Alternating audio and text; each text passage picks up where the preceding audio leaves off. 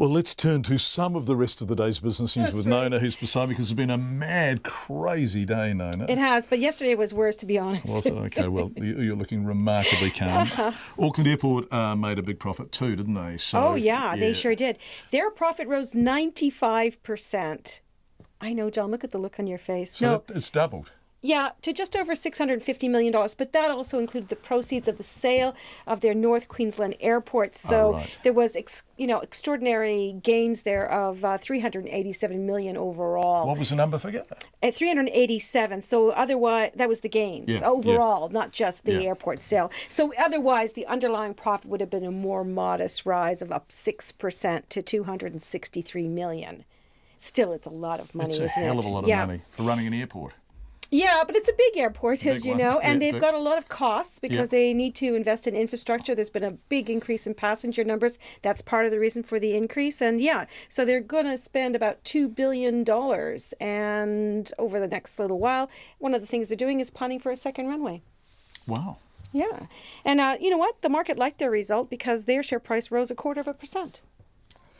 NZME, they had a tougher day, didn't they? Bless them. So that's the New Zealand Herald newspaper and a whole lot of radio stations. Probably that's right, most and that's right. Prominently Newstalk ZB. How did they go? What was their result? It was a poor result. They fell 53% to $3.7 million, and that included a one-time investment in digital classified advertising. That cost them $3.1 million to invest in that, and that's for a medium-term gain because they said that part of the reason their result was so poor was that those surveys that we see all the time, John, showing us negative confidence, business and consumer and the economics of New Zealand, that's coming through in their advertising. Advertisers are also concerned about that and so are spending less on print advertising, which accounts for a great deal of the company's income.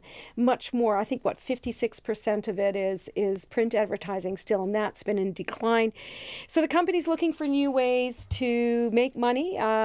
They're hoping that their digital platform is going to pay off in the longer term. They're also going to introduce a paywall at the end of this year, but it's only going to be for some content. 95% of their content is still going to be free. This is going to be for premium content. But overall, you know what? The market didn't like that result very much. Their share price fell 15%. That's 15. And of course, Air New Zealand, we just saw that piece that Patrick O'Mara presented to us. Air New Zealand's share price fell 4.25%. Even so, the outlook wasn't that great. No, and the market knew that a big result was coming, right? Exactly. So they were reacting to the forecast rather than the facts. That's exactly right. Okay. Anyway, so overall, our NZX Top 50 index, it closed down 0.25%. That was 23 points down to 9,140. And that we're seeing that in Asia because there's that underlying concern about Chinese trade talks with the United States. Those are low-level talks, and really nothing seems to be bubbling up to the surface that's giving anyone any confidence there. And our dollar slipped today, and that's because of Australia and their political uncertainty. That dollar fell against the U.S., and so we followed a little bit, 66.7 U.S. cents, but we gained against the Australian also a little bit to 91.5, and we're steady at 51.8 pence.